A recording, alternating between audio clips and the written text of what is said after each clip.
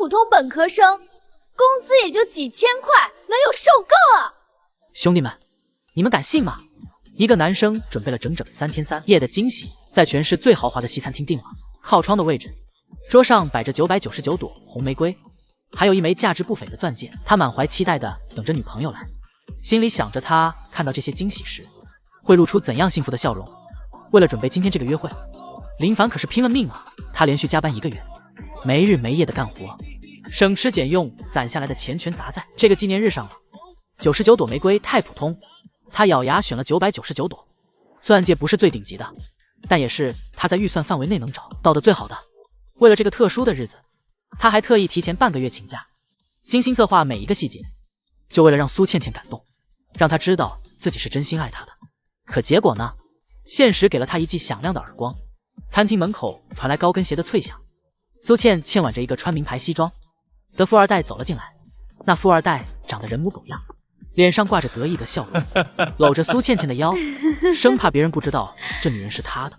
他们俩就像一对恩爱的小情侣，丝毫没有在意周围食客的目光，大摇大摆地走进来。苏倩倩看到桌上的玫瑰花和钻戒，林凡，你在这儿干嘛？你什么意思？脸上不仅没有感动，反而露出了厌恶的表情。林凡愣住了，他没想到会是这样的开场。他站起来，有些紧张地说：倩倩，今天是我们要交往3周年的纪念日，我想给你一个惊喜。惊喜？就这？林凡，你是不是傻？999朵玫瑰有什么用？能当饭吃吗？能买包包吗？能给我想要的生活吗？玫瑰花被推得七零八落，有的掉在地上，有的滚到桌子边缘，钻戒也被碰得叮当响。林凡看着这些，心如刀割。这些花是他精挑细选的，每一朵都代表着他对苏倩倩的爱，现在却被他像垃圾一样推开。哟，这穷小子还挺浪漫，可惜啊，浪漫不能一句劝，没钱就别学人谈恋爱，丢人现眼。周围的食客都看了过来，有人开始拍照，有人指指点点，有人小声议论。林凡的脸红得像猪肝，他攥紧了拳头，指甲都掐进了肉里。他想反驳，可喉咙像是被什么堵住了，一句话都说不出来。倩倩，我可以努力工作的，我很快就会有钱的。林凡，别自欺欺人了，你一个普通本科生，工资也就几千块，能有受够啊！他转身看向那个富二代，天宇，我们走吧。跟这种穷鬼待在一起，我都觉得晦气。富二代赵天宇哈哈大笑，搂着苏倩倩就往外走。路过林凡身边时，还故意撞了他一下。小子，以后别再来找倩倩了，她现在跟了我，一个穷鬼配不上她。林凡站在原地，心彻底凉透了。他看着苏倩倩的背影，看着她挽着另一个男人的腰，看着她头也不回的离开，一滴眼泪从眼角滑落。林凡，我要跟你分手，你太穷了，给不了我想要的生活。林凡深吸一口气，眼神变得冰冷。你会后悔的。后悔？林凡，你是不是做白日梦？我就算嫁乞丐，就是别再你。周围的食客们也跟着起哄，有人拍照发朋友圈，配文现场抓到一只被甩的穷小子，有人哈哈大笑，指指点点。林凡攥紧拳头，心脏像被刀割一样疼。他想哭，但眼泪已经流干了。他想吼，但喉咙已经哑了。就在这时，他的手机响了起来。林凡拿出手机，是一个没有备注的号码。他犹豫了片刻，还是接通了。少爷，家族命令已下达，您的万亿资产、全球产业即日起全部解封。你说什么？少爷，您的身份验证已经通过，家族已经确认您就是林家唯一继承人。您名下的所有资产，包括遍布全球的120家公司、78座港山，现在您可以任意调用了。电话那头的声音越来越激动，仿佛是在汇报什么惊天大事。少爷您在听吗？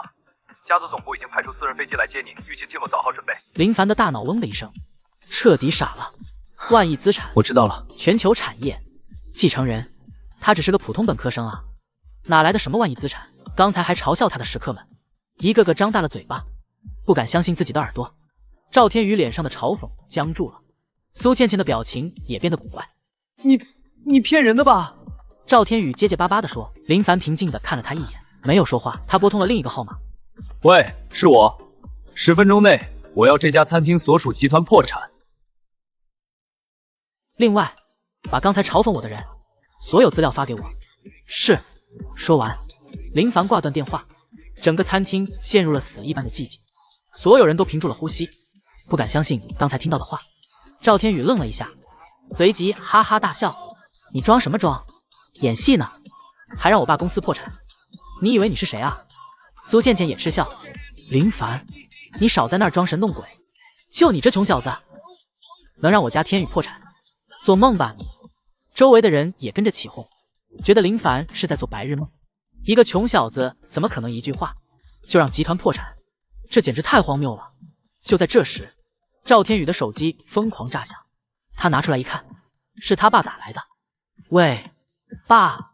电话那头，他爸嘶吼：“你得罪谁了？我们公司资金被冻结，合作全断了。银行那边也说是有人下令封锁我们的账户，到底是怎么回事？”赵天宇懵了：“你快给人跪下道歉，我求求你了，别惹那个煞星。”他爸的声音都在发抖。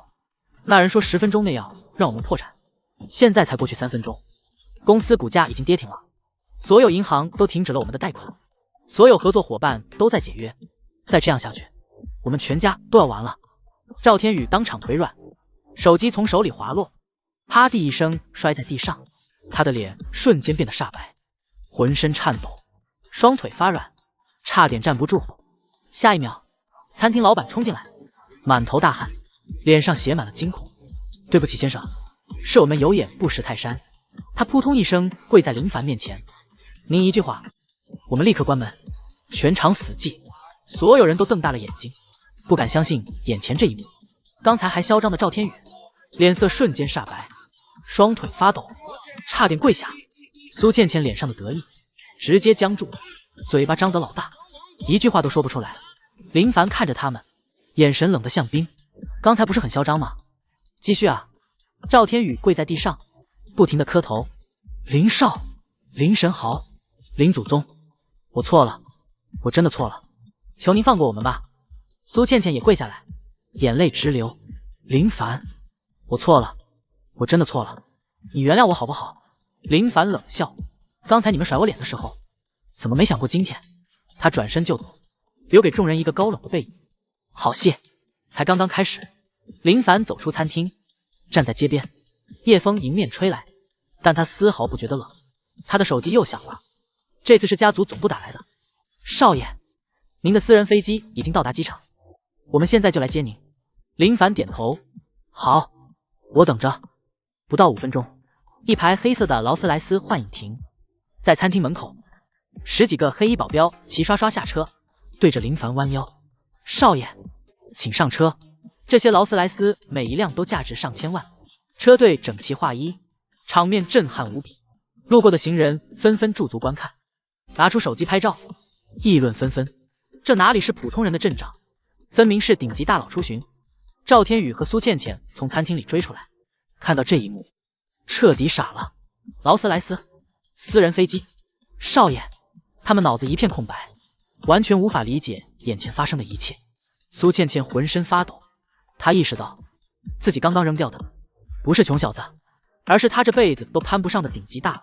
林凡，林凡，她扑上来想拉林凡的手：“我错了，我真的错了，你原谅我好不好？我是一时糊涂。”林凡轻轻甩开，眼神冷得像冰：“刚才你甩我脸的时候，怎么没想过今天？”我苏倩倩语无伦次：“我后悔了，我真的后悔了。”林凡冷笑：“后悔？晚了。”不晚。苏倩倩哭喊着：“林凡，我以后一定会对你好的，我发誓，求你给我一个机会。”林凡看着她，眼神里没有一丝波澜：“苏倩倩，你嫌我穷，嫌我普通，可你不知道，我曾经愿意把全世界都给你。”他顿了顿，声音不大，却让所有人头皮发麻：“现在你不配了。”说完，林凡转身走向劳斯莱斯，车门打开，他坐进去，里面的奢华程度让所有人惊叹：真皮座椅，高级音响，专属司机，每一个细节都彰显着顶级身份。林凡，苏倩倩跪在地上，哭得撕心裂肺：“求你了，求你了，我错了，我真的错了。”林凡上车，车门关上，隔绝了外面的哭喊声。劳斯莱斯缓缓启动，消失在夜色中。苏倩倩瘫坐在地上，哭得撕心裂肺。她看着林凡离开的方向，悔得肠子都青了。她想起曾经林凡对她有多好，想起他省吃俭用给自己买礼物，想起他加班到深夜只为多赚点钱给他买护肤品。可这一切都被他亲手摧毁了。他以为选择赵天宇就能过上更好的生活，可他错了。他刚刚错过的是一个真正的豪门继承人。可惜，世界上最没用的东西就是后悔。有些机会错过了就是一辈子，有些人错过了就再也回不来了。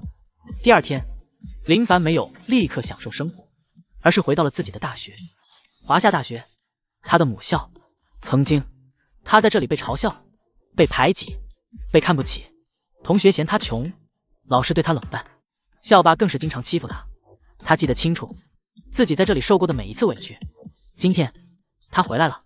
校门口，保安看到那排劳斯莱斯，吓得腿都软了。10几个黑衣保镖下车，恭敬地打开车门。林凡从车上下来，这位是保安结结巴巴地问。保镖冷冷道：“是我们家少爷。”保安吓得连退3步，差点摔倒。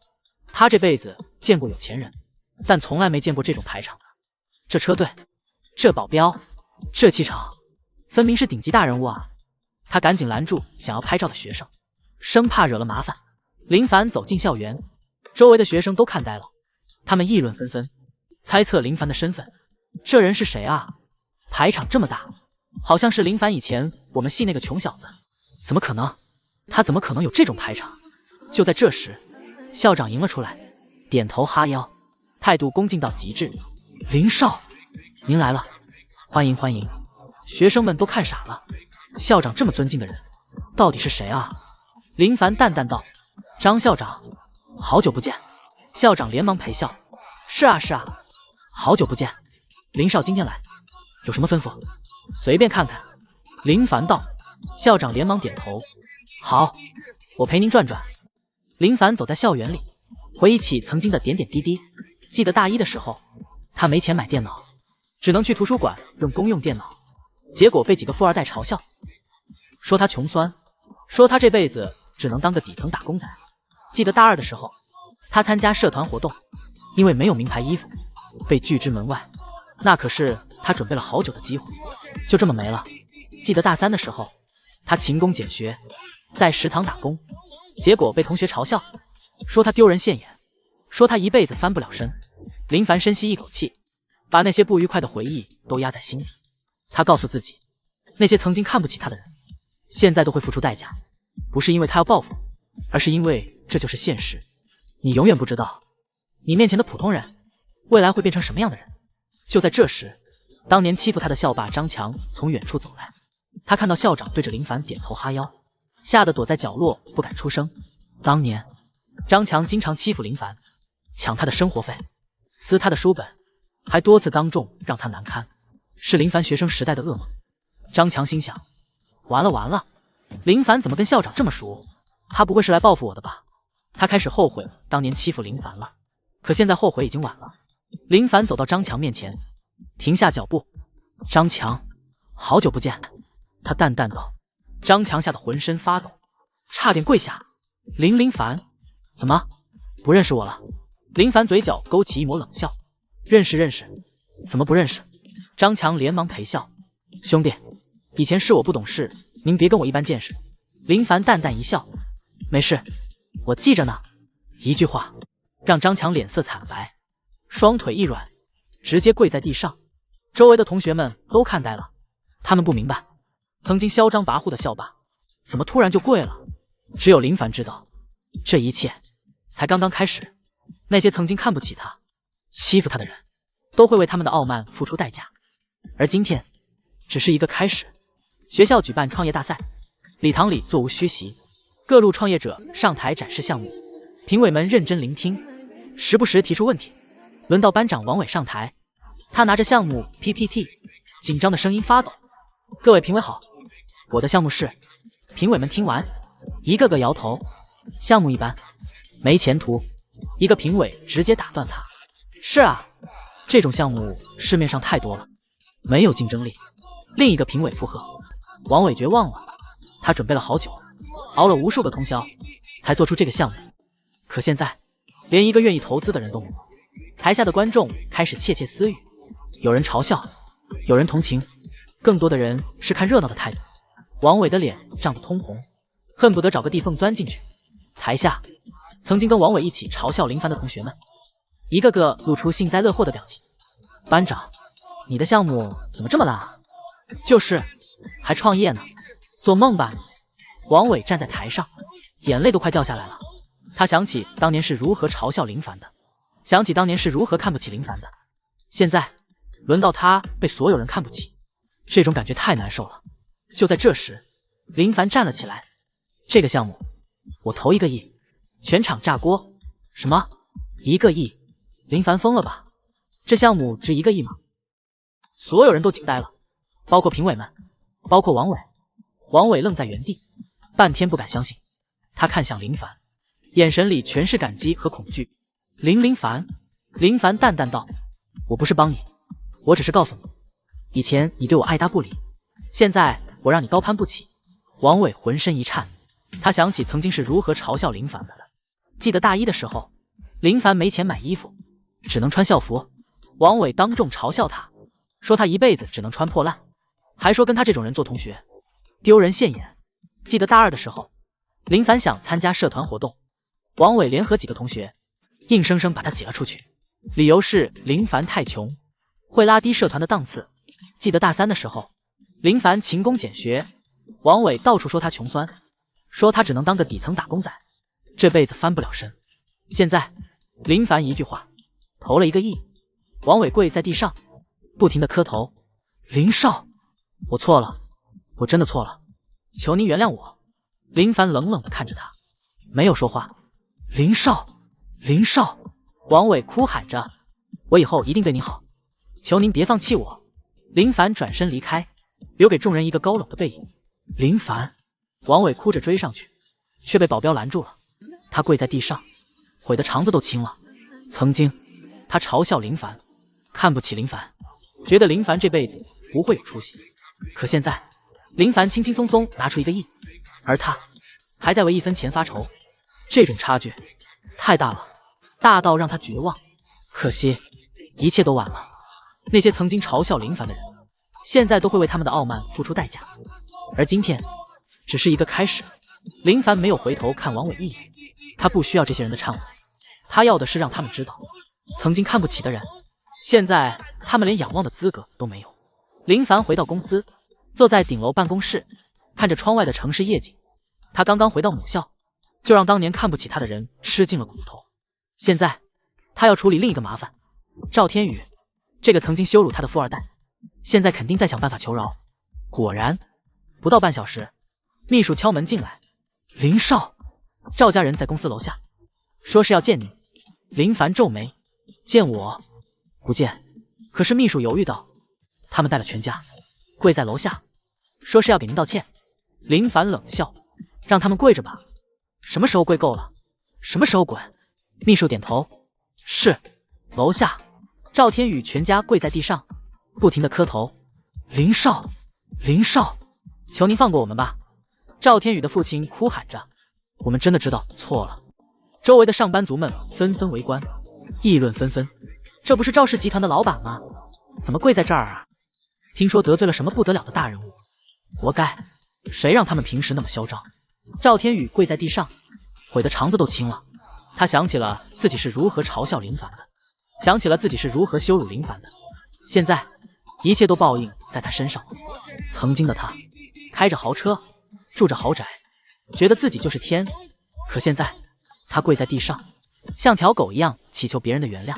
“林少，赵天宇哭喊着：“求您再给我一次机会，我以后一定好好做人。”楼上，林凡看着窗外，冷冷道：“告诉他们，欠的1分不少，还回来。”秘书点头，下楼传话。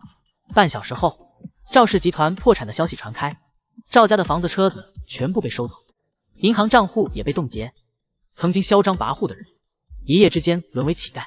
赵天宇不敢相信，自己一觉醒来，什么都没了。他想去求林凡，可林凡连见都不见他一面。他想去求以前的朋友，可那些人一看到他破产了，全都躲得远远的，生怕他借钱。曾经看不起林凡的人，现在只能仰望；曾经欺负林凡的人，现在已经一无所有。这就是得罪顶级神豪的下场。林凡站在办公室的落地窗前，看着楼下的赵家人，嘴角勾起一抹冷笑。他没有报复，他只是让他们知道，有些人是得罪不起的。这就是现实，残酷而真实。你永远不知道，你面前的人未来会变成什么样。苏倩倩到处打听林凡的消息，蹲守在公司门口。她瘦得不成样子，满脸憔悴，眼睛都哭肿了。曾经那个漂亮骄傲的她，现在像个乞丐。她知道自己错失了一个顶级豪门继承人，而这一切都是她自找的。林凡，她看到林凡从公司出来，立刻扑了上去。我错了，我真的错了，你原谅我好不好？我是一时糊涂。林凡身边已经站着更优秀、更温柔、更懂尊重的女生，她叫沈佳宜，是沈家的千金，也是林凡现在的女朋友。沈佳宜不仅家境优越，而且为人善良，从不会像苏倩倩那样势利眼。林凡搂着沈佳宜，看都没看苏倩倩一眼。你哪位？苏倩倩愣住了，她没想到林凡会这么冷漠。我是苏倩倩啊，是你女朋友啊。她哭喊着，你怎么能不认我？林凡冷笑，女朋友早就分手了，现在我有更好的。苏倩倩追上去，拉住林凡的手，林凡轻轻甩开，眼神冷得像冰。机会我曾经给过你无数次，是你自己不要的，现在你不配了。不，我配，我真的配。苏倩倩哭着说，以后我一定会对你好的，求你了。林凡摇摇头，晚了。他搂着沈佳宜大步离开。苏倩倩瘫坐在地上，哭得撕心裂肺。她看着林凡和沈佳宜的背影，悔得肠子都青了。曾经她把林凡当垃圾，当提款机，当可以随意践踏的穷人。她选择了赵天宇，以为能过上更好的生活，可她错了。赵天宇是个渣男，只是把她当玩物，根本不在乎她的感受。而林凡曾经把她捧在手心里，给她全世界，可他亲手摧毁了这一切。现在林凡成了顶级神豪，而他却什么都没有了。他想去求林凡，可林凡连看都不看他一眼。他想重新开始，可没有人愿意给他机会。他曾经的高傲现在成了他的枷锁。可惜一切都晚了。世界上最没用的东西就是后悔。有些机会错过了就是一辈子，有些人错过了就再也回不来了。苏倩倩终于明白，当初的选择毁了他的一生。1个月后，林凡举办了一场备受瞩目的私人宴会。精心布置的宴会厅内，灯火辉煌，金碧辉煌，来自全球各地的宾客齐聚一堂，场面盛大而隆重。到场的嘉宾无一不是国内外顶级富豪、上市公司总裁、娱乐圈顶流明星以及各大家族长权人。这些人平日里高高在上，权势滔天，可今天却一个个恭敬地站在一旁，翘首以盼，等待着今晚绝对主角的登场。林少来了。随着侍者一声洪亮的通报，宴会厅的双扇大门缓缓打开，林凡从容地从外面走了进来。他甫一现身，全场所有人立刻不约而同地站了起来，整齐划一，声音洪亮地说道：恭迎先生。林凡面带淡淡的微笑，语气平和却自带威严。各位不用这么客气。他迈着沉稳的步伐走向主位，优雅落座。其他宾客见状也纷纷恭敬入座，随即开始寒暄和交流。林少，恭喜您正式执掌家族，真是实至名归。林少，今后还请您多多关照，我们愿与您共谋发展。林少，不知是否有机会与您展开合作。林凡一礼貌回应，态度既温和又不失威严，举止间气场十足。他身穿一袭剪裁得体的高定西装，每一个动作都流露出浑然天成的贵族气质，令在场所有人刮目相看，不禁为之折服。这时，一位在国际上极具影响力的外国大佬站起身来，举杯道：林少，我敬您一杯。您如此年轻，就已经取得这般非凡的成就，实在令人佩服不已。林凡也随之起身，举杯回应，语气谦逊却自信：您过奖了，不敢当。四周的宾客们都在低声议论，他们万万没有想到，这些在国际上地位尊崇的大人物，在林凡面前竟然表现得如此谦逊和恭敬。有人这才恍然大悟，他们平日所崇拜的那些大佬，在这位年轻人面前，竟然连说话的资格都显得微不足道。他不只是众人眼中的神豪，他更是这个世界的规则制定者。这就是顶级神豪的非凡之处。他无需多言，更无需刻意为之，仅仅只是坐在那里，便已经掌控了整个场合的节奏与气氛。所有人为他而行动，所有人为他而改变。他就是这个世界的中心，无人能够撼动其分毫。宴会上，各界名流争相向林凡示好，都想借机与他拉近关系。有人呈上价值连城的珍贵礼物，有人主动提出优厚的合作方案，有人甚至打算将自己的女儿介绍给他，希望能缔结姻亲。然而林凡始终保持着从容与淡定，一晚拒了这些讨好。他不需要这些人的服膺，他有自己的原则和底线，从不轻易为外物所动。这就是顶级神豪的真正魅力所在。他无需讨好任何人，所有人却甘愿为他而动，为他而存在。宴会上，曾经对林凡嗤之以鼻、百般嘲讽的人们，如今却换上了一副谄媚逢迎的嘴脸，争先恐后的涌上前来示好。那位昔日总是讥笑林凡衣着寒酸、举止土气的同窗，此刻正颤巍巍地端着高脚杯，脸上堆满了讨好的笑容，声音几乎带着颤抖：“林少，当年都是我眼界浅薄，有眼不识泰山，您大人有大量，千万别跟我这种人计较。”林凡却只是轻轻晃动手中的酒杯，目光淡然而疏离，缓缓说道：“每一件事，我都记得清清楚楚。”这简单的一句话，仿佛一道惊雷击中了对方。那人顿时面色惨白，手中的酒杯几乎握不稳，酒液险些泼洒而出。而曾经在校园里屡屡欺凌林凡的校霸，此刻龟缩在宴会厅最阴暗的角落里，连头都不敢抬起半分。他生怕自己的身影落入林凡的视线，惧怕着即将到来的报复。另一边，那个过去总以财富地位羞辱林凡的富二代，如今连正视林凡的勇气都没有，只敢低着头盯着地板。他心知肚明，如今的林凡早已不是他能够招惹的存在，而那些曾经轻视、背叛过林凡的人，此刻更是悔恨交加，痛彻心扉。苏倩倩躲在宴会厅门外，泪水连连，哽咽着喃喃自语：“后悔了，真的后悔了。”她多么希望时光能够倒流，可惜林凡甚至连一眼都懒得望向她。当他试图混进这场名流云集的宴会时，保安一眼就认出了他，毫不客气地将他拦在了门外。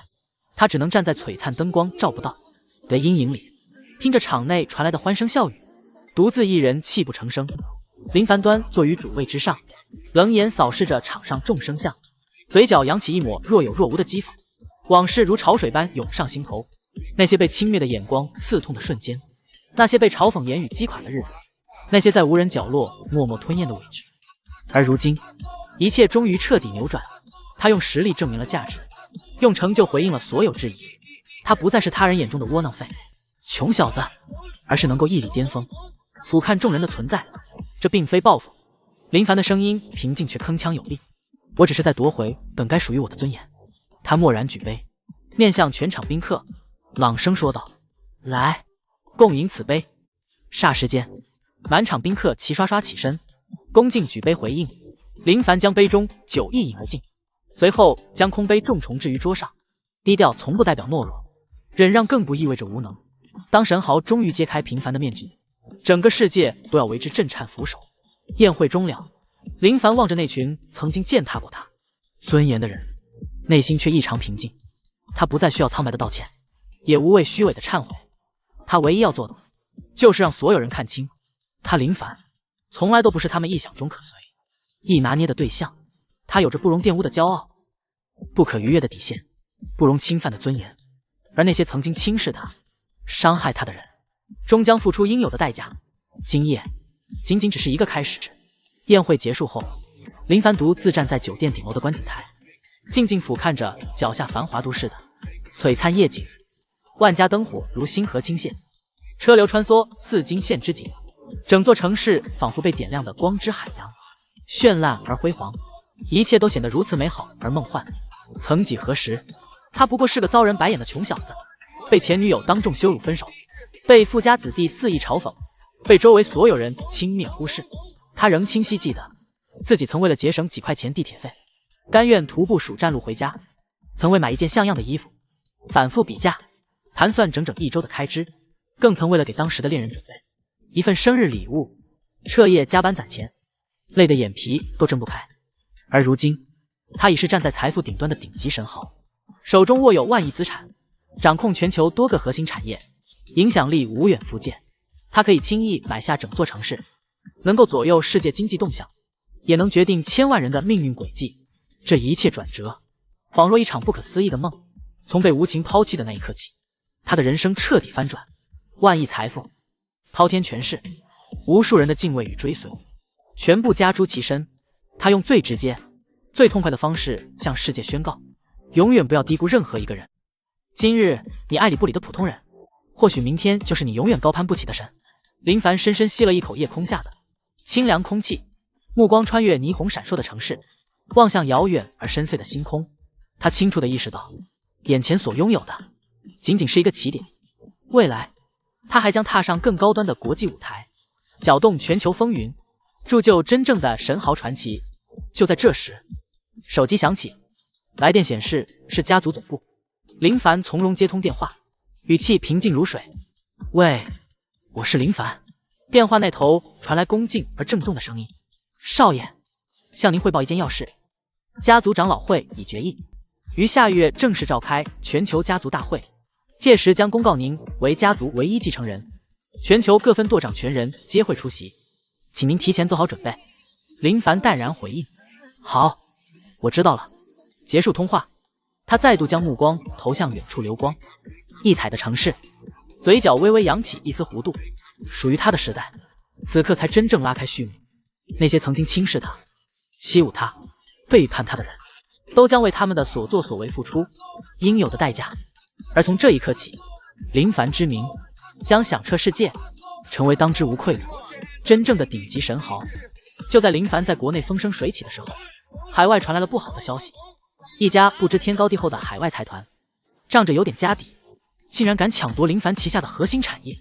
他们不仅放出狂言，说林凡不过是运气好的暴发户，根本不配掌控这么大的商业版图，还放话要3天内吞并林凡的所有产业，彻底拿捏国内市场。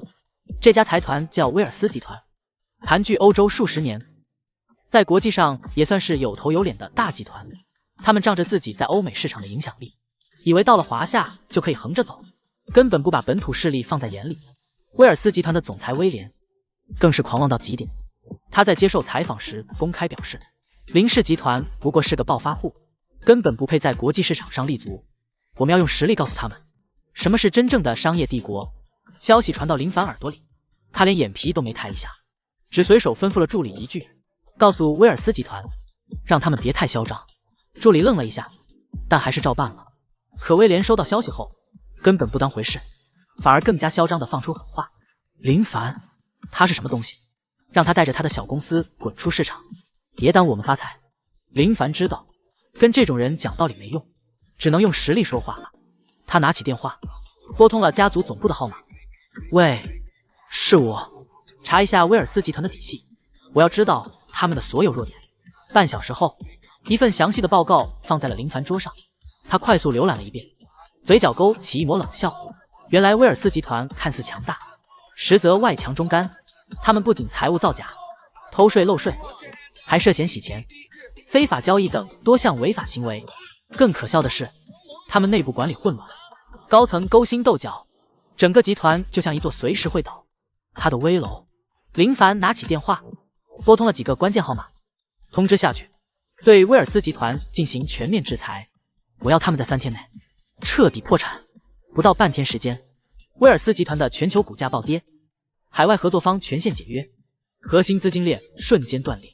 更可怕的是，总部被多国税务部门上门核查，黑料被扒得底朝天，媒体铺天盖地地报道威尔斯集团的丑闻，投资人纷纷撤资，员工集体辞职，整个公司乱成一团。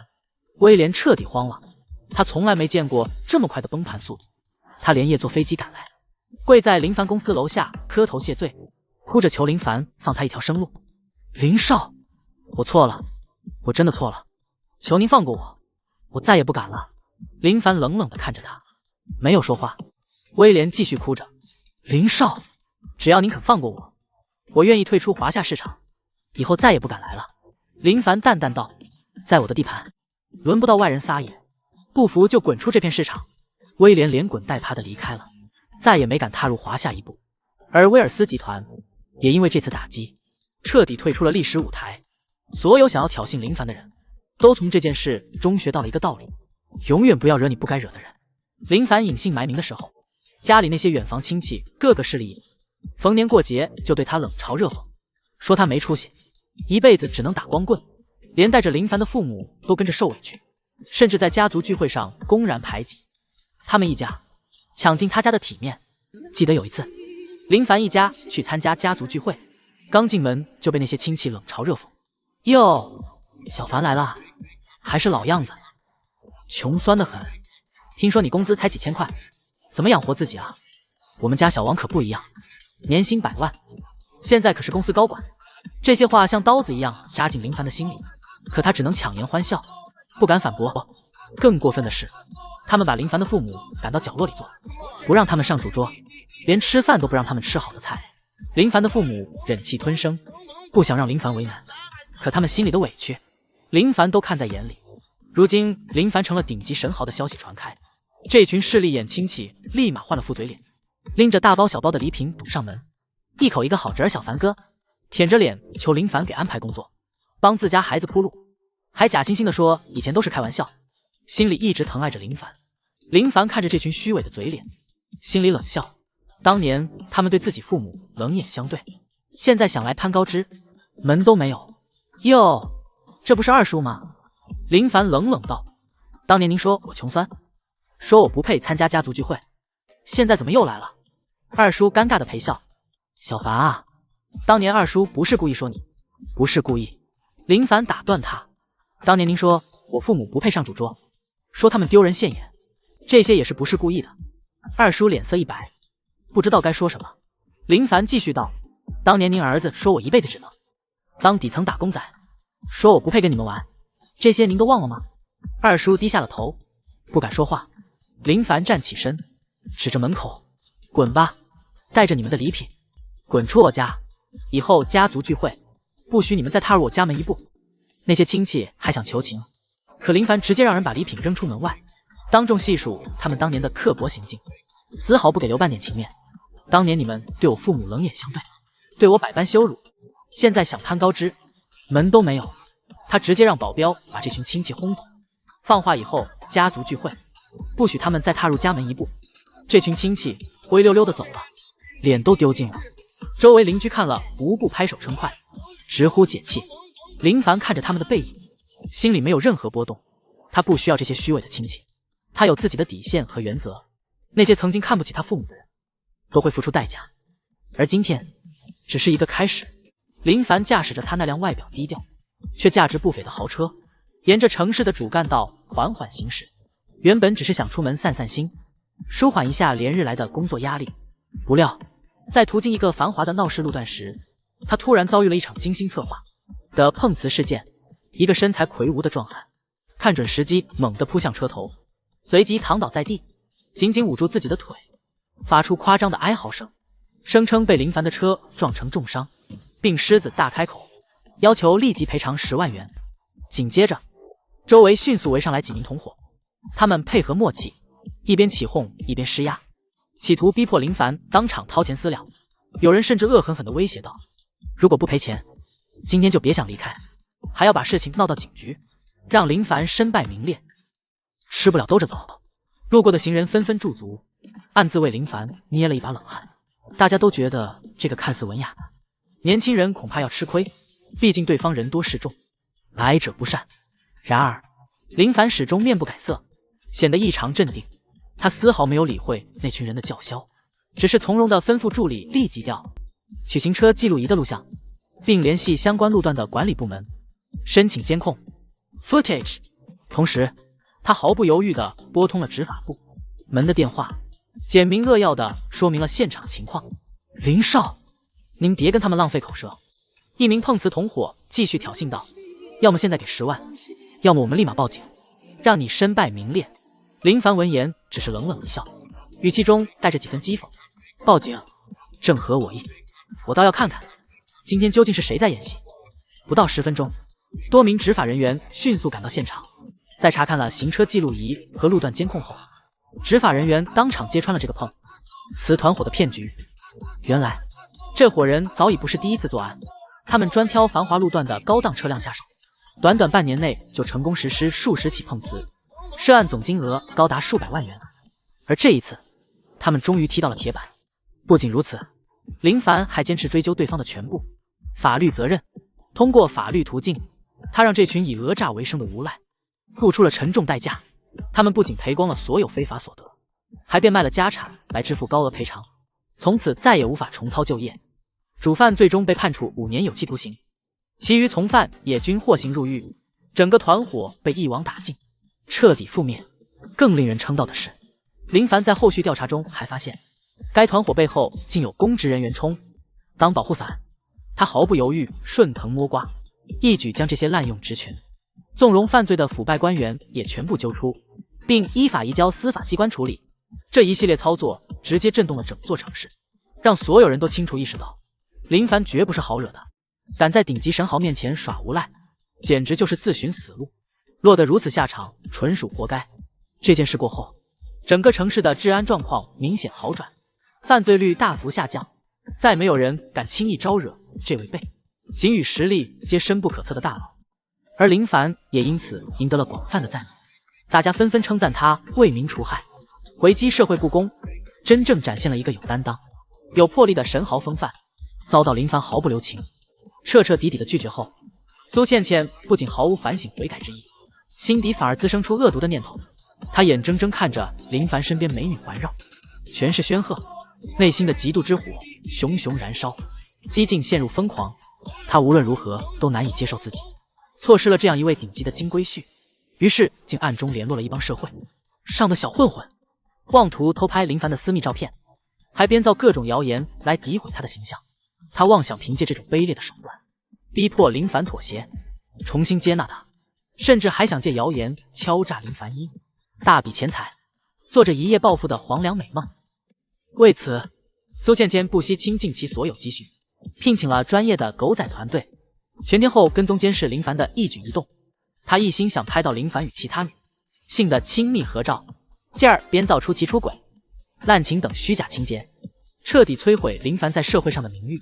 然而，他根本不知道，林凡身边随时都有专业保镖，层层护卫，所有行踪动向都在掌控之中。他那些拙劣的行动才刚刚开始实施，就被林凡一方察觉并控制了局面。那个夜晚，苏倩倩带着几名小混混偷潜伏在林凡家门外，打算趁其不备进行偷拍。但他万万没想到，林凡早已得到消息，正亲自在门口等候他们。就在苏倩倩按下快门的瞬间，林凡直接下令将他们一行人全部抓获。苏倩倩，你还要胡闹到何时？林凡的声音冰冷的没有一丝温度。苏倩倩吓得浑身颤抖，语无伦次地说：林凡，我只是想什么？林凡毫不留情地打断他，想编造谣言毁掉我的名誉，想敲诈我的钱财。你真以为我还是当年那个人？你摆布的傻子吗？那些小混混见状吓得魂飞魄散，当场就供出苏倩倩是主谋的事实。至此，苏倩倩的所有阴谋彻底败露。林凡直接将所有证据移交警方。苏倩倩最终因诽谤罪和敲诈勒索罪被判处3年有期徒刑。曾经风光无限、爱美如命的她，最终落得锒铛入狱的下场，彻底断送了自己的人生。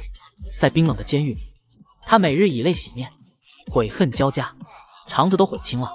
她不禁忆起曾经林凡对她的种种好，想起自己是如何一步步将他推开，而如今一切都已为时已晚。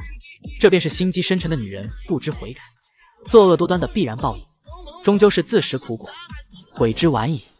林凡从未去监狱探望过他一次，他不需要这种人的忏悔，他要的是让他为自己的恶行付出应有的代价。而这一次，他确实做到了。一场汇聚全球顶级富豪与各界名流的重量级拍卖会，在万众瞩目中盛大启幕。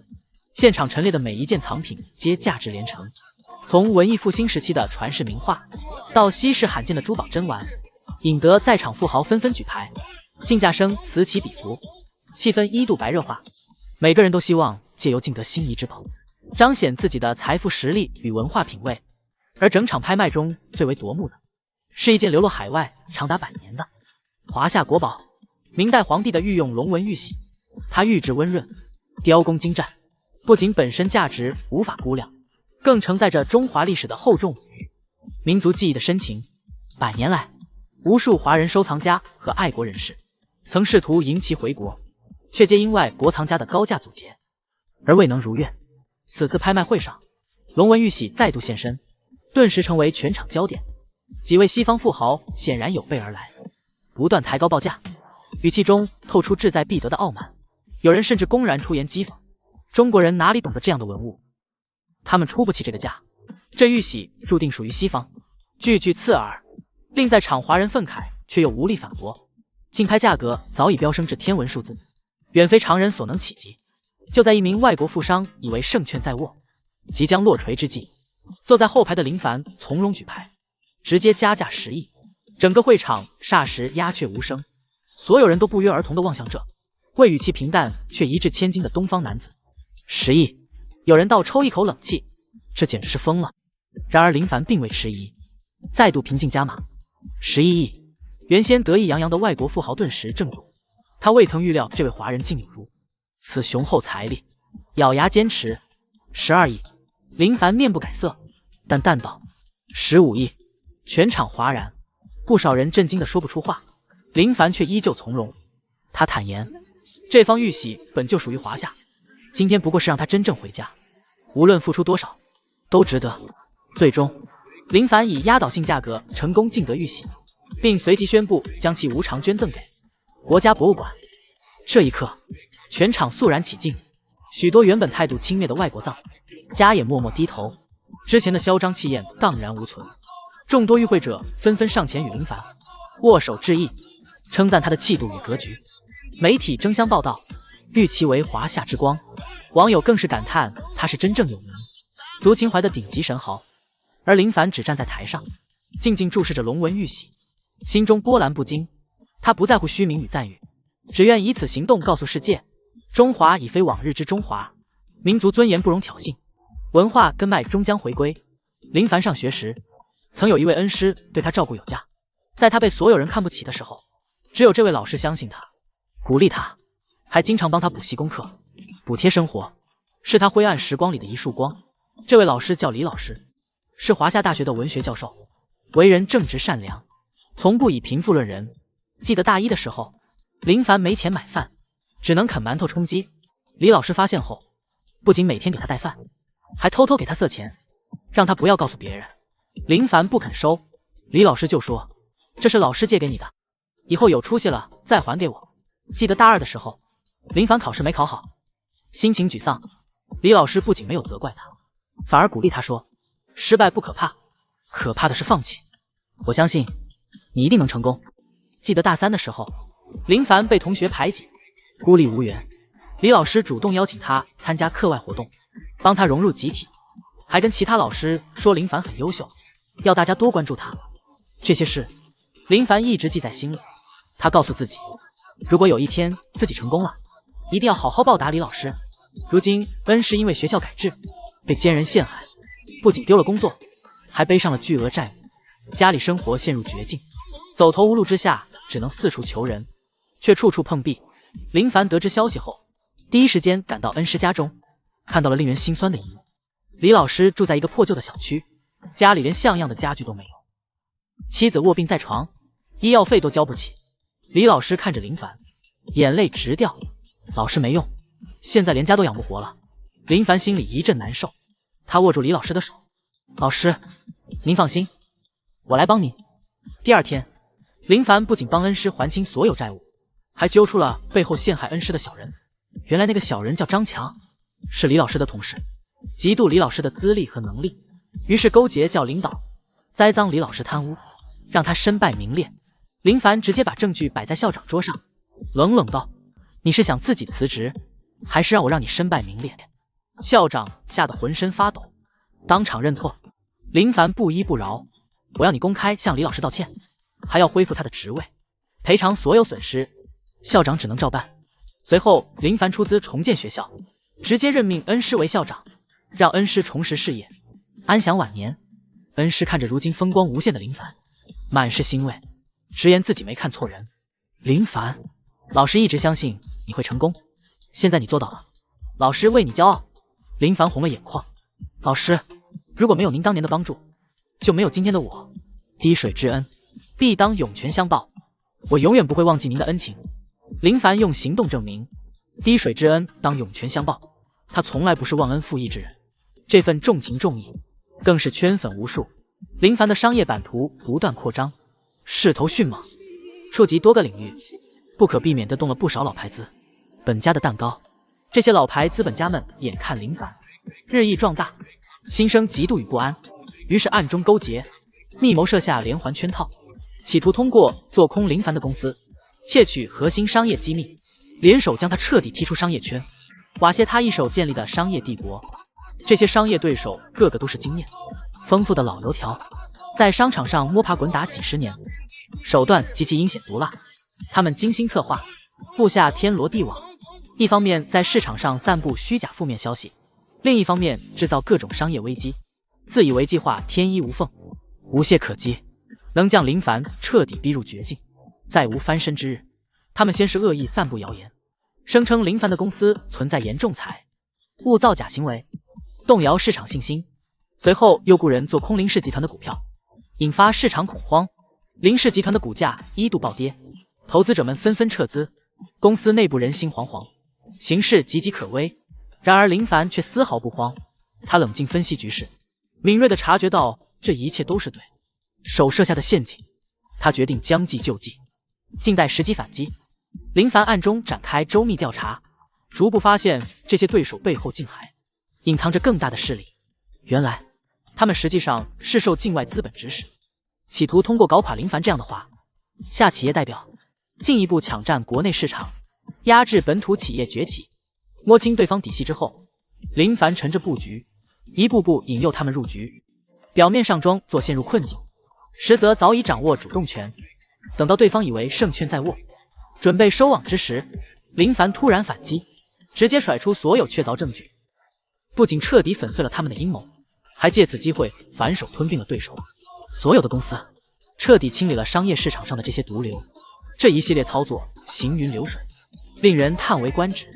那些曾经嚣张跋扈的老牌商业大佬，一夜之间破产倒闭，财富尽失，沦为丧家之犬，再也无法东山再起。更令人震惊的是，林凡还深入调查，揭发出他们涉嫌非法交易、洗钱等多桩严重罪名，最终将他们一一送上法庭，送入监狱。在绝对的实力和智慧面前，所有阴谋诡计都显得不堪一击。林凡这一波高能操作，被业内誉为商业风神明场面，引得各大媒体争相报道，人们纷纷称他为商业奇才，无数企业家和创业者渴望向他请教经营之道。然而林凡却始终保持低调，只是淡淡的说道：“我只是做了该做的事。”这件事过后，整个商业圈都为之震动，再无人敢轻易挑战林凡，因为所有人都明白，惹上林凡就是自寻死路。林凡凭借其雄厚的商业实力和赤诚的报国情怀，荣获国宴特邀邀请函，以全场最年轻的嘉宾身份身这场顶级盛会。这份荣耀，即便是普通人难以想象，就连那些在商界摸爬滚打10年的巨擘也未必能够企及，堪称无数人梦寐以求的肯定。宴会厅内灯火璀璨，华彩流溢，各界名流、政界要员与国际友人济济一堂，人人身份尊贵，地位非凡。当众人目光落在这位年纪轻的林凡身上时，无不流露出惊讶与敬佩之情。不少贵宾主动趋前问候，诚挚的希望与这位顶尖的商业巨子建立联系，加深交往。林少，久仰您的大名，今日终于有幸相见，果然气度非凡，卓尔不群。林少，我是某某集团的董事长，一直非常关注您的商业布局，衷心期待能有机会与您开展合作。林少，我代表某某省政府，诚挚欢迎您前来考察投资，我们将全力提供优越的合作环境。面对众多重量级人物的热情交流，林凡从容自若，对答如流，言谈间既显谦和又不失威严，沉稳中透出宏大的格局与卓越的见识。赢得了全场的一致认可与敬重，就连远道而来的国际嘉宾也对他赞誉有加，主动提出跨国合作的意愿，希望借助林凡强大的商业实力与影响力，共同开拓全球市场。林先生，您真是令人赞叹，我们来自德国，非常期待能与您建立稳固的合作伙伴关系。林先生如此年轻就有如此成就，实属罕见。我们真诚的希望今后能与您成为朋友，携手共进。林凡一礼貌回应，姿态谦逊却气场十足。他深知这份荣耀不仅属于个人，更属于培养他的祖国。曾经那个不被人看好的平凡少年，如今已站在时代的聚光灯下，光芒四射，成为全场焦点，真正完成了从平凡到卓越，从底层到巅峰的人生逆袭，活成了众人心羡的模样。席间，一位资深领导紧握林凡的双手，语重心长地说道：年轻人，国家以你为荣，愿你不忘初心，继续发挥企业家精神，为国家的繁荣与发展贡献更多力量。林凡郑重回应：请您放心，我必定牢记使命，不负众望。在这一刻，林凡更加清晰地意识到，自己奋斗的意义早已超越个人荣誉，更承载着民族的期望与国家的未来。他决心以行动向世界证明，华夏正在崛起，华夏儿女必将屹立于世界之林。当林凡在事业上取得了令人瞩目的成就，积累了显赫的财富与地位之后，他并没有因此沉迷于奢靡浮华的生活，反而时常在夜深人静时回忆起自己早年那段在社会底层奋力拼搏的岁月。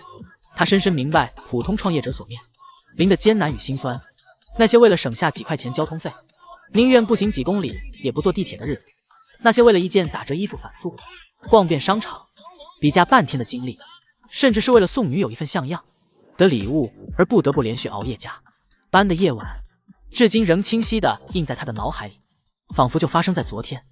那时的他不仅常常遭遇他人的冷眼与轻视，还曾因囊中羞涩而挨饿受冻，更在寻求机会时吃过无数闭门羹，每一步前行都充满了坎坷与不易。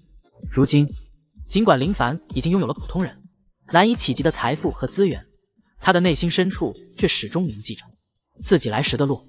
他不愿看到更多的创业者像他当年那样在黑暗中摸索却无人伸出援手，于是他毅然决定设立一项规模高达100亿的创业扶持基金，专门面向那些怀揣梦想、有能力有潜力但缺乏启动资金的普通人。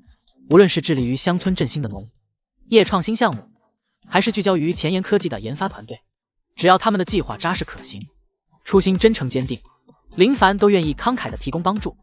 他既不要求占有股份，也不图任何物质回报，唯一的愿望就是帮助他们将梦想转化为现实，让更多有价值的创意得以落地生根。在这一基金的鼎力支持下，许多原本步履维艰的创业者迎来了人生的转机。例如，一位来自农村的青年研发出一项高效节水灌溉技术，却因资金严重匮乏而无法进行推广。林凡在详细了解项目后，直接投入5000万元资金，帮助他建成了生产基地并成攻打通市场渠道。如今，这项技术已在全国范围内广泛应用，不仅大幅提高了农田的水资源利用效率，还带动了成千上万的农民增收致富。另一个例子是一个由大学生组成的创业团队，他们开发出了一套具有突破性的人工智能系统，却在寻求投资的过程中屡屡碰壁，几乎陷入绝境。林凡不仅果断地为他们注资，还主动分享了自己在行业内的资源以及多年积累的管理经验，亲自陪伴他们度过了初创期最艰难的阶段。如今，这家公司已成功上市，市值高达数十亿元，成为科技领域的一匹黑马，备受瞩目。林凡的善举经过媒体报道后，迅速在网络上引发了广泛的赞誉浪潮，无数网友纷纷称赞他是有温度的神豪，企业家的榜样。有人评论说，有钱不忘根，有事不忘本，这才是真正的大格局。还有许多年轻人感慨道，林凡的故事给了我们勇敢追梦的勇气，我们也要像他一样努力奋斗，将来去帮助更多需要帮助的人。对林凡而言，比起财富所带来的虚荣与浮华，他更珍惜自己能够为社会创造的实实在在的价值。每当他看到那些因他的帮助而改变命运的人们，内心便充满了由衷的欣慰。他深知这一切的意义远远超过任何头衔或荣誉。真正成功的人生，并不在于自己站在多高的位置，而在于能否用自身的成就照亮更多人前行的道路。就在林凡在外界混得风生水起，声名如日中天的时候，家族总部的几位顶级长老竟然亲自降临。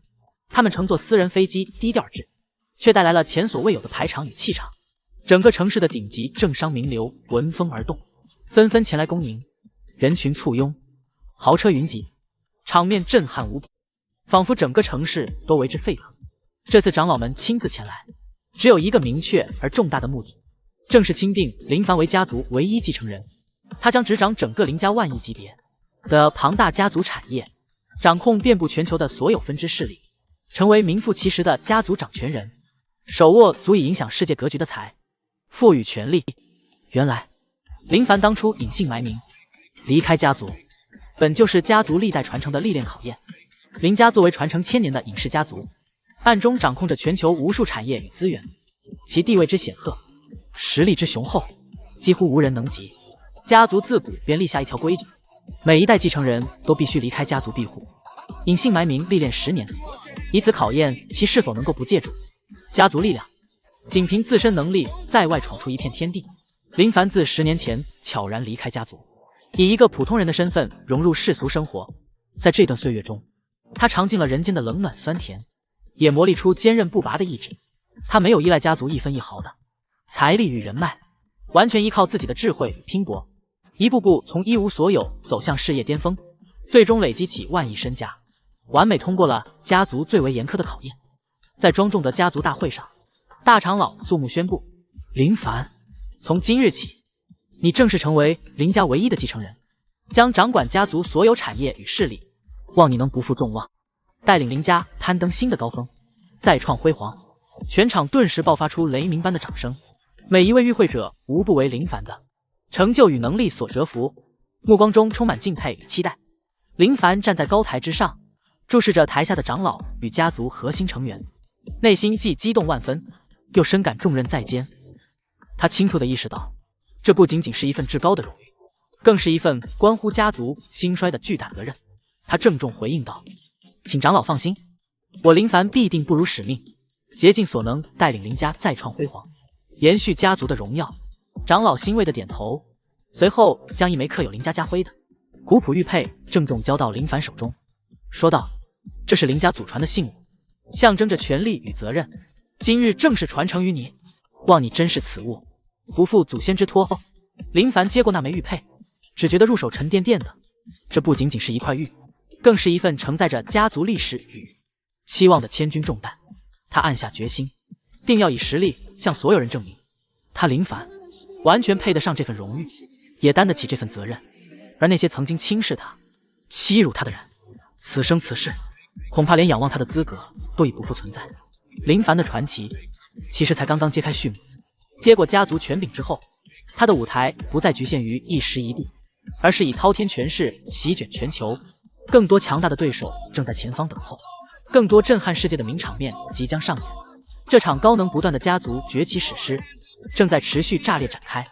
当林凡执掌全球影视家族的消息如野火般迅速传开，国际金融界顿时掀起轩然大波，尤其引起了那些根基深厚的老牌财阀的强烈敌视。其中盘踞欧洲已长达100年之久的顶级财阀罗斯柴尔德财团反应最为激烈。这个家族历史悠久，底蕴深厚，其经济与政治影响力早已渗透全球各个角落，尤其是在欧洲地区，几乎可以说是一手遮天。呼风唤雨，罗斯柴尔德财团向来以傲慢自大著称，目中无人。他们认为林凡年纪太轻，资历尚浅，根本不配执掌如此庞大的顶级势力。更令他们无法接受的是，林凡所代表的东方家族正在全球范围内迅速扩张。于是财团不仅公然质疑林凡的资格，还企图抢夺其家族旗下的海外珍稀矿脉和金融牌照，甚至在多个国际场合公然贬低林凡家族，称其不过是新晋暴发户，不配与100年财阀平起平坐。他们更放话威胁，要求林凡主动交出部分核心产业，否则绝不罢休。该财团的族长名为亚历山大，是一位年过70、性情狂妄的老人。他在多个公开场合屡屡挑衅林凡，言辞极其嚣张，比如称年轻人最好收敛一点，有些产业不是你能染指的花，夏家族再强也不过如此，根本没资格和我们对话。这些言论很快传到林凡耳中，但他却连眼皮都未曾抬起一下，仿佛对方根本不值一提。然而亚历山大并未收敛，反而变本加厉。他利用财团的庞大资源，迅速冻结了林氏集团在欧洲地区的多项资产，并暗中破坏林氏正在推进的海外重大合作项目，更放出风声，声称将联合其他几家传统财团，对林氏集团实施全面市场封杀，企图将其彻底挤出国际舞台。面对如此猖狂的挑衅，林凡没有丝毫犹豫，也懒得再多费唇舌。他直接调动家族遍布全球的庞大资源与隐藏力量，展开雷霆反击。在短短24小时之内，罗斯柴尔德财团海外多处和新资产遭到冻结，旗下数家上市公司股价崩盘式下跌，合作长达100年的伙伴纷纷紧急解约。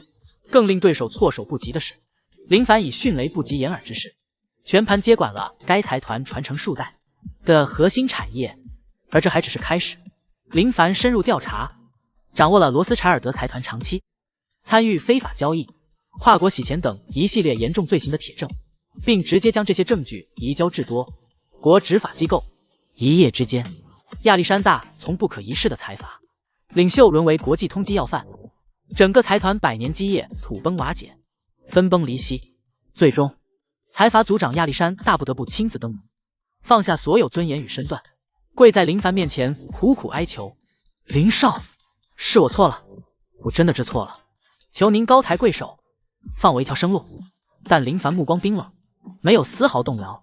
他彻底剥夺了亚历山大残存得权势与地位，让这个曾经叱咤风云的100年财阀彻底走向覆灭。在这里，轮不到你撒野。林凡语气凛然，敢触碰林家的底线，这就是你唯一的下场。亚历山大跪倒在地，痛哭流涕，撕心裂肺。他悔不当初，恨自己不该招惹林凡，更不该小看这个来自东方的年轻家主。可惜一切为时已晚，他一手建立的商业帝国已彻底灰飞烟灭，再无翻身可能。敢于触碰林凡的底线，挑衅林家威严的人，哪怕他是底蕴100年的老牌巨头，也终究难逃覆灭的命运。此事迅速传遍全球商界，带来前所未有的震撼。再无人敢轻易挑衅林凡与其家族，因为所有人都清楚，与林家为敌，无异于自寻死路。林凡趁着难得的闲暇时光，回到母校探望恩师，却不料在校园里偶遇了当年那个横行霸道、无人敢惹的校霸。这人名叫王彪，昔日仗着家中有些钱财，便目中无人，屡次欺凌林凡。他不仅常常抢走林凡省吃俭，用攒下的生活费肆意撕毁他的课本和作业，还多次在众人面前羞辱他，让林凡的学生时代充满了阴影与痛苦。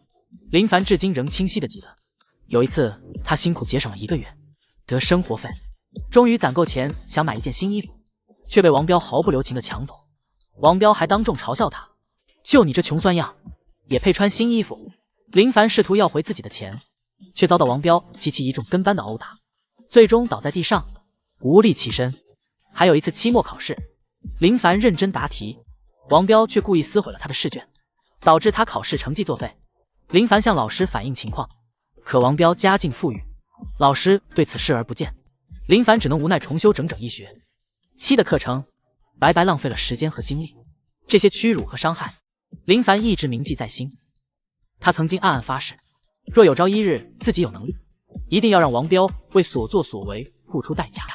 然而当林凡真正再次面对王彪时，他却发现对方已经卑微到连报复的价值都没有。如今的王彪见到林凡，不但没有丝毫收敛，反而以为林凡还是当年那个可以随意欺辱的对象。他嚣张地走上前，嘲讽道：“哟，这不是当年的穷小子林凡吗？怎么现在混出点名堂了？”他一边说着，一边摆出从前那副不可一世的姿态，甚至还想动手推搡林凡，试图再次彰显自己的威风。但他还没来得及碰到林凡，身边的保镖便迅速出手，将他牢牢制服。王彪仍不知天高地厚，放狠话威胁道：“你们干什么？快放开我！我爸可是王总，信不信我让我爸收拾你们？”然而，当他看到校长对林凡毕恭毕敬的态度，并得知林凡已是掌控全城商业命脉、身价万亿的顶级富豪时，瞬间面色惨白，浑身瘫软，跪倒在地不住磕头，一边扇自己耳光，一边痛哭流涕地哀求林凡原谅。林少，我错了，我真的知错了，我不该当年那样欺负您，求求您饶了我吧。林凡冷冷地瞥了他一眼，毫不留情地吩咐手下将王彪赶出校园，并随即查封了王家经营的所有产业，让王彪为曾经的霸凌行为出了惨重的代价。王彪跪在校门外，望着林凡远去的车队，撕心裂肺的痛哭。他回想起自己当年是如何起林凡的，如今一切恶果都报应在了自己身上。家族产业一夜之间全部被封，父亲破产入狱，而他自己也彻底坠入社会底层。这正是善恶中有报，天道好轮回。林凡的迅速走红不仅带来了广泛的名气，也引来了一些投机取巧的网红，他们试图借林凡的热度来谋取个人利益。其中一位以博眼球出名的网红，为了快速增加粉丝并从中获利，竟然不择手段地编造了一系列谣言来恶意抹黑林凡的形象。这位名叫小黑哥的网红，一直以来都以拍摄爆料视频而闻名，拥有上百万的粉丝基础。他专门制作了一期视频，在其中毫无根据地声称林凡仗势欺人，欺压普通百姓，甚至还伪造了所谓的证据，试图误导公众并煽动网络暴力。在视频中，他装出一副悲痛欲绝的样子，声泪俱下的编造故事。林凡表面上是个光鲜的神豪，实际上却是个恶霸。他欺负我的朋友，强行夺走了我朋友的房产，还将人无情地赶出家门。这条视频在短时间内迅速传播，吸引了大量不明真相的网友关注，使得小黑哥的粉丝数暴涨，轻松赚取了巨额流量收益。他甚至借此机会接了不少商业广告，通过抹黑林凡的不实内容取了大量不正当利益。在视频的评论区，许多被蒙蔽的网友纷纷发表攻击性言论，对林凡进行辱骂和谴责，言语之难听，令人啧舌。面对这种恶意的造谣行为，林凡采取了零容忍的态度。他的团队迅速行动，收集并整理了所有相关证据，直接对该网红提起了法律诉讼，不仅要求其公开道歉以消除不良影响，还提出了高额的名誉损失赔偿。法院审理此案后迅速作出判决，要求该网红必须公开致歉，恢复林凡的名誉，并支付巨额赔偿金。此外，他的所有社交账号被永久封禁，所有广告合作也被立即终止。一夜之间，这位曾经风光无限的网红变得负债累累，彻底失去了所有资源和支持，可谓是从巅峰跌入谷底。更为重要的是，林凡的团队在调查过程中还发现，小黑哥背后隐藏着一个专业的造谣团伙。该团伙长期以抹黑知名人士为手段来博取关注和流量。林凡毫不犹豫地将整个团伙一网打尽，通过法律途径将他们全部送入监狱，彻底铲除了这一恶意造谣的根源，试图通过抹黑顶级神豪林凡来博取眼球，最终只能是自食其果，落得凄惨无比的下场。这一事件震动了整个网红圈，自此之后，再无人敢轻易制造谣言攻击林凡，因为大家都清醒地认识到，招惹林凡就意味着自寻死路，不仅会身败名裂，还可能面临严厉的法律制裁。在执掌家族大权后，林凡肩负重任，远赴海外，着手接管家族核心产业。然而初步调研便令他震惊，旗下多家分公司内部早已滋生蛀虫，这些人员倚仗自身资老资深，背后又有旧势力撑腰，长期以权谋私，侵吞公款，更暗中与外部势力勾结，不断掏空公司资产，导致海外产业乌烟瘴气，危机四伏。林凡上任首日便展开了全面审计与清查，迅速揭露大量触目惊心的问题。部分分公司高管通过虚报业务开支，伪造报销凭证，将巨额资金纳入私囊，有的利用职权之便，暗中将公司订单转移至自己控制的空壳企业，从中谋取差价利润。更有甚者，竟将核心商业机密出卖给竞争对手，换取个人利益。这些行为不仅严重损害企业利益，更动摇了家族根基，必须予以严厉惩处。更为嚣张的是，这些高管竟公然挑战林凡的权威，他们自恃资历深厚，认为林凡年轻缺乏经验，易于掌控，甚至联合起来试图逼宫夺权。林凡我们在此打拼20-30年，你凭什么一句话就让我们离开？海外市场是我们一手开拓的，轮不到你这个初出茅庐的你。亲人指手画脚，面对这些挑衅，林凡始终沉着以对。实际上，林凡早已通过周密调查掌握了他们全部违法证据。上任当天，他果断出手，当场宣布罢免所有涉事高管，立即冻结其个人及关联账户的全部资产，并将详实的犯罪证据移交司法机构。最终，这些曾经嚣张跋扈的蛀虫分应当入狱，付出了应有的代价。事后，林凡迅速选拔并任命了一批德才兼备的新管理层，全面梳理业务流程，优化公司治理结构。在他的强势推动下，海外产业在短短1周内实现扭亏为盈，市值大幅攀升。以往长期亏损的分公司，如今利润成倍增长。曾经涣散懈怠的团队重新凝聚士气，一度被竞争对手蚕食的市场份额也被迅速收回。林凡以雷厉风行的手段彻底整顿乱局，既清除了内部长期存在的隐患，也牢固树立起新一代掌权者的威信。海外商业圈在无人敢小觑这位年轻却果决的掌舵人，而那些身陷囹圄的前高管们，如今悔之晚矣。他们原以为林凡年轻可期，却未料其出手如此精准狠辣。只可惜醒悟之时，他们的职业生涯已彻底断送，再无东山再起的可能。林凡正在海外参加一场顶级高端酒会，衣香鬓影间，一群本地的富二代却自恃家世显赫，对林凡这位外来者表现出了毫不掩饰的轻蔑。他们认定林凡不过是靠家族背景撑腰，毫无真才实学的纨绔子弟，根本不值得被放在眼里。这些富家子弟个个都是本地有名的豪门少爷，家族资产从数亿到数十亿不等，平日里横行无忌，目中无人。看到林凡举止间略显陌生，似乎不太熟悉当地社交规矩，他们便私下合计，想趁机给他一个狠狠的教训，好彰显自己在这片土地上的强势地位。他们一哄而上，将林凡围堵在会场一角，言语极尽侮辱之能事。哎呦，这是打哪儿混进来的？外乡人吧？也不先打听清楚这什么地方，就凭你也配出现在这种场合？识相的话，赶紧自己滚出去。更有人故意失手打翻酒杯，泼洒在林凡的西服上，甚至有人试图动水推搡，企图强行将林凡赶出会场，以此显示谁才是这里真正的主人。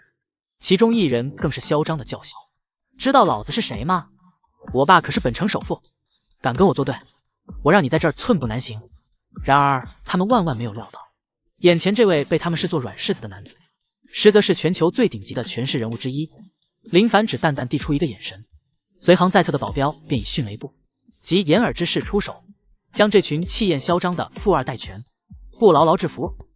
没过多久，这群年轻人的家长一个个均是本地有头有脸的商业大亨，纷纷接到消息，匆忙赶到现场。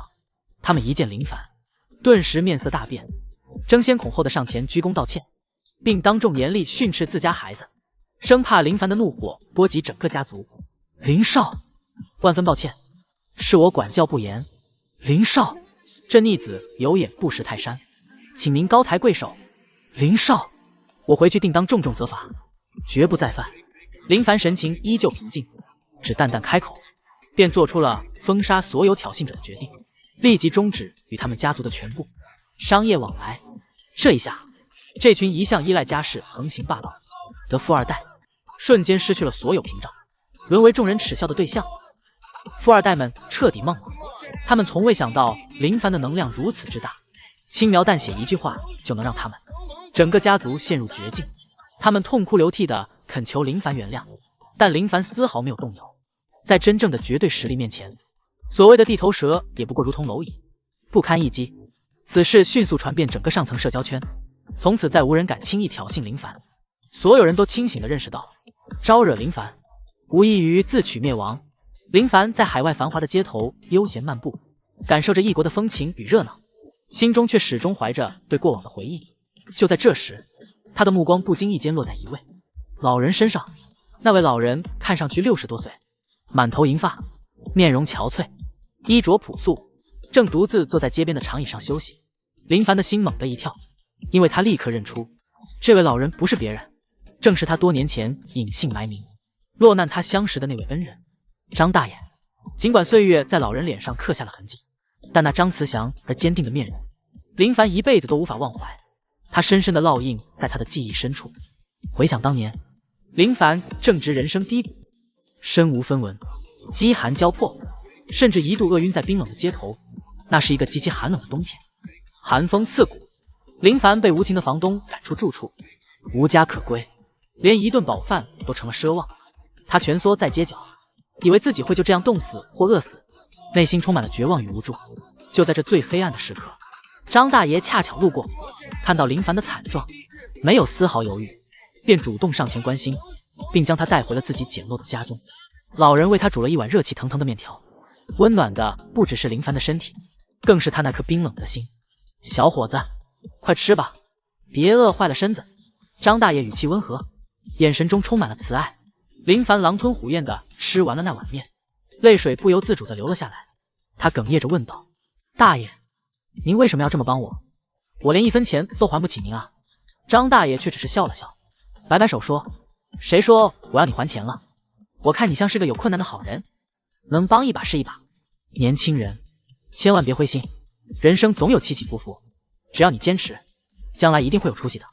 这些话和那碗面的温暖，林凡永远铭记在心。从那一刻起，他就暗暗发誓，如果有朝一日自己有能力，一定要重重报答这位善良的老人。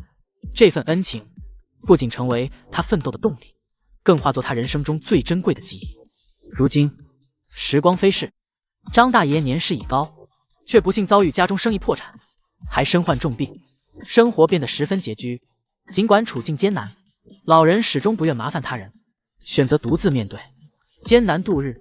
林凡跟随张大爷回到他那间破旧的小屋，眼前的一切让他心痛。屋子里几乎没有什么像样的家具，墙壁斑驳，空气中弥漫着一种凄凉的气息。张大爷虚弱地躺在床上，脸色苍白，显然病情相当严重。大爷，您这是怎么了？哪里不舒服吗？林凡关切地走上前，声音中充满了担忧。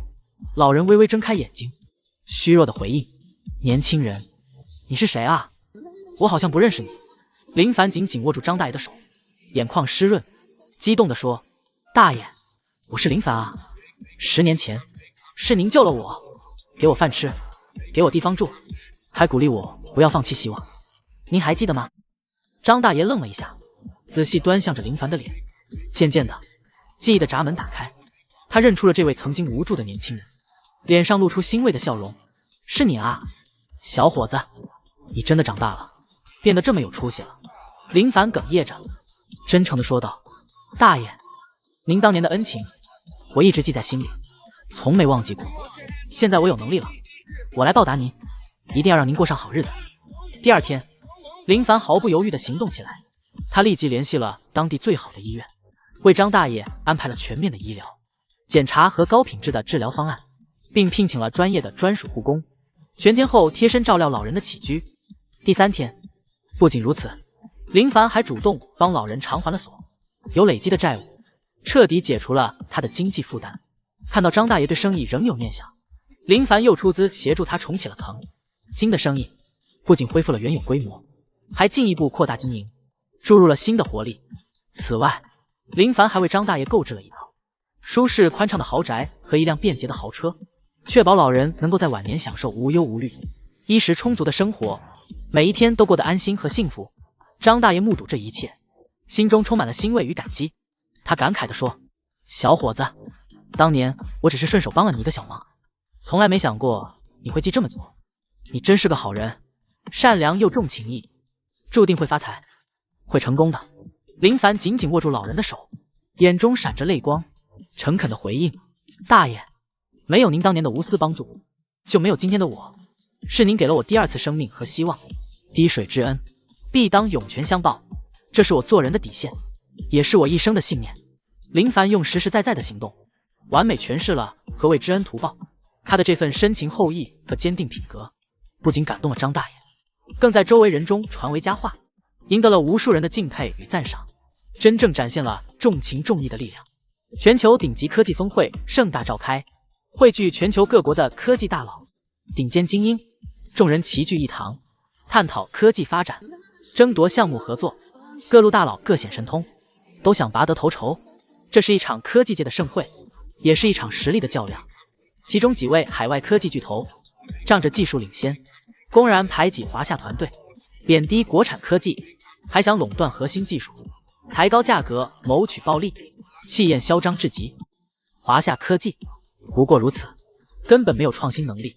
一个美国科技大佬嘲讽道：“就是华夏只会模仿，哪里有什么原创技术？”另一个欧洲巨头附和：“我们的技术全球领先，你们华夏想学，得付专利费。”华夏代表们气得不行，可他们确实技不如人，只能忍气吞声。就在这时，林凡作为华夏代表出席峰会，直接亮出家族掌控的全球顶尖科技团队，公布多项颠覆性技术成果，直接打破海外技术垄断。这是我们研发的新一代人工智能，算力是当前最先进产品的10倍。林凡淡定地说：“这是我们的量子计算机，已经投入商用。这是我们的新能源技术，效率提升30%，成本降低1半。”在场所有科技大佬都惊呆了，纷纷主动向林凡请教，求合作，求技术授权。之前嚣张的海外巨头也只能低头服软，再也不敢轻视华夏科技。林少，您的技术太先进了，我们能不能合作？林少，我们想引进您的人工智能技术。林少，我们愿意出高价购买您的专利。林凡一一回应，但态度坚决。我们的技术是开放的，但有前提，不能用来制裁华夏，不能损害华夏利益。全场鸦雀无声，所有人都被林凡的霸气镇住了。他们知道，华夏科技已经崛起，不是任何人都可以欺负的。林凡凭借绝对实力，在全球舞台上为华夏科技证明，碾压全场，赢得全世界的尊重，尽显大国底气与神豪实力。这次峰会，林凡不仅赢了技术，更赢了尊严。当初狠心抛弃林凡，转身投入富二代赵天宇怀抱的苏倩倩，最终锒铛入狱。而几乎在同一时期，赵天宇家道中落，彻底破产，从云端跌落泥泞，沦为社会的底层。曾经挥金如土、风流倜傥的富家公子，如今却连一顿像样的饭都难以吃上，只能靠捡拾垃圾勉强维持生存。衣衫褴褛，面容憔悴，与昔日判若两人，走投无路。穷困潦倒的赵天宇偶然得知林凡已成为全球顶尖的掌权者，手握滔天权势与财富，在绝望与嫉妒的驱使下，他放下了全部尊严与脸面，卑躬屈膝地前往林凡的府邸，企图攀附这位昔日被他踩在脚下的人。他低声下气，恳求林凡给他一个重回上流社会的机会，甚至不惜承诺愿做林凡的随从跟班，任凭差遣，鞍前马后效劳，全然忘记了自己当年是如何嚣张跋扈，肆意羞辱林凡的。林少，我真的知错了，求求您给我一次机会吧。赵天宇跪伏在地，不断叩首，声音哽咽：“我愿意为您做任何事，端茶送水，做牛做马，只要您肯收留我。”林凡冷冷注视着这个昔日情敌，脸上没有丝毫动容。他清晰记得赵天宇当年是怎样讥讽他贫穷无能，是怎样公开践踏他的尊严，是怎样与苏倩倩联手将他推入绝境。你以为我会留下你？林凡语气讥诮，眼中尽是冰霜。林少，我是真心悔过。赵天宇泪流满面，几乎匍匐在地。当初是我鬼迷心窍，受了苏倩倩的蛊惑，才会那样对你。我现在真的后悔了。林凡毫不留情地打断他：你后悔？你后悔的不是曾经伤害我，而是后悔自己失去了财富和地位。如果今天我一无所有，你还会跪在这里求我吗？赵天宇一时语塞，满脸煞白，无言以对。林凡继续说道：当初你与苏倩倩一同为虎作伥，将我尊严踩在脚下，如今沦落至此，不过是你自作自受。说罢，林凡挥手召来保镖，直接下令将赵天宇驱逐出门，并明确表态永远不会接纳他，让他彻底死心。滚吧，别让我再看见你。赵天宇狼狈离去，望着林凡身后那耀眼的荣光与权势，内心悔恨交加，痛如刀绞，却再也无法靠近半步。他回想起自己曾经的嚣张模样，想起怎样嘲笑林凡一辈子没出息，而如今所有嘲讽都像利剑一般反弹回他自己身上。这就是落井下石、欺人太甚的下场。林凡不需要这种人的忏悔，他要的是让这些人明白，有些过错，一旦铸成，就再也没有回头的余地。林凡执掌家族后，还有一些家族旁系的老顽固，觉得林凡年轻气盛，不配掌控家族大权，暗中勾结，处处给林凡使绊子，阻挠林凡的决策，还想扶持旁系子弟上位，瓜分家族产业，妄图颠覆林凡的掌权地位，搅得家族内部不得安宁。这些反对者都是家族的长老，在家族中有一定的话语权。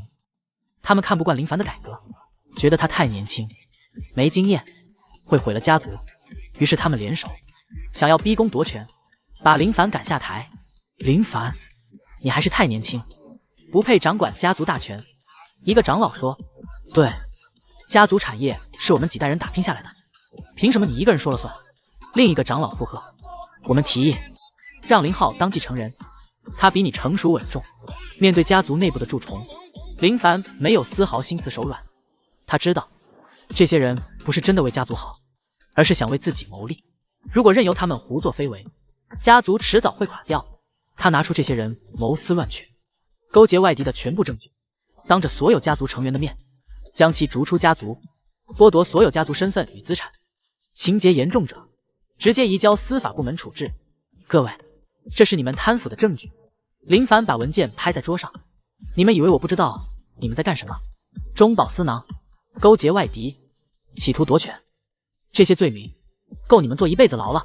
那些长老脸色惨白，跪地求饶：“林凡，我们错了，求你放过我们。”可林凡丝毫不心软：“晚了，你们做出的选择就要承担后果。”一番雷霆操作，彻底肃清家族内部反对势力，统一家族话语权，让所有家族成员都对林凡心悦诚服，再也不敢有二心。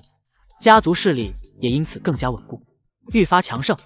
那些被清理的长老在监狱里悔得肠子都青了，他们以为林凡年轻好欺负，没想到人家手段如此狠辣。可惜一切都晚了，他们再也回不了家族了。历经无数惊涛骇浪与人生考验，林凡从当初那个被当众嫌弃、饱受欺辱，甚至一度被抛弃的穷苦少年，一步步逆势崛起，最终成为执掌万亿资产，在全球商业与权力格局中翻云覆雨的顶级掌权者。那些曾经看不起他的人，如今只能仰望着他高不可攀的背影；那些曾经肆意欺凌他的人，早已为自己的所作所为付出了难以承受的惨痛代价。而那些在他最落魄时选择离弃他的人，终究深陷懊悔，为当初的短视与冷漠痛彻心扉。他不仅手握足以撼动世界的财富与无上权力，更始终秉持一颗善意之心，懂得感恩，回馈社会，在关键时刻从不吝伸出援手。然而面对挑衅与不公，他也绝不退让，以雷霆手段维护尊严与秩序。正是凭借超凡的实力、深远的格局与坚定的信念，林凡一步步攀登至全球财富与权势的最高峰。无论是在瞬息万变的商业战场、风云诡谲的国际舞台，还是在微妙复杂的人情世故之中，林凡都以卓越的智慧与气度，将一切推向极致，活成了无数人心中憧憬却难以企及的模样。如今，林凡巍然屹立于世界之巅，以一种近乎神奇般的姿态俯瞰众生。他的身影早已不仅仅是一个人的形象，而是一段传奇，一种象征，激励着成千上万的普通人勇敢逐梦。无数年轻人将他视为人生路上的明灯与榜样，以他的故事鞭策自己不断前进，努力拼搏，渴望有朝一日也能像他那样亲手实现自己的梦想。有人激动地喊道：“林少，您是我们这一代人的精神偶像，我们一定会以您为标杆，努力奋斗，不负青春。”还有人感慨：“林少，您的经历真的太励志了，我反复读您的故事不下10遍，每一次都热血沸腾。”更有人坚定地说：“林少，是您让我们相信，只要不放弃，始终向前，终有一天我们也能迎来属于自己的辉煌。”面对这些真挚的赞美，林凡却一如既往的谦逊。他微微摇头，语气平和地说道：“我只是比大多数人幸运一些，赶上了一个充满机遇的时代。真正了不起的是那些在平凡岗位上默默耕耘、不计回报的普通人，他们日复一日的坚持，才是这个世界不断向前的根本动力。他们才是真正的英雄。而这一切对林凡而言远非终点，他的传奇仍在持续书写，他的脚步从未停歇。接下来，他将引领家族开拓更加辽阔，得商业版图，缔造更多震撼世界的名场面。真正属于他的神豪时代，其实才刚刚拉开序幕，更辉煌的未来正等待着他去实现。林凡独自站在顶层办公室的巨大的落地窗前，凝望着远方璀璨的城市夜景，嘴角悄然扬起一抹从容而深邃的笑容。他清楚地知道，自己已经完成了年少时那个被人嘲笑的梦想，但这并非终点，而是一个全新的起点。接下来，他将带领家族进一步走向国际，让林家跻身全球最显赫的家族行列，更让华夏在世界强国之林中发出更响亮的声音。林凡，他对自己低声说道，这一切都只是开始，你的传奇还在继续。夜风徐徐拂过，他挺拔的身影在明亮的灯光映照下显得格外高大坚定。他已不再是那个任人轻蔑、一无所有的穷小子，而是站在世界之巅的顶级神豪，一个被无数人敬仰、传颂的永恒传奇。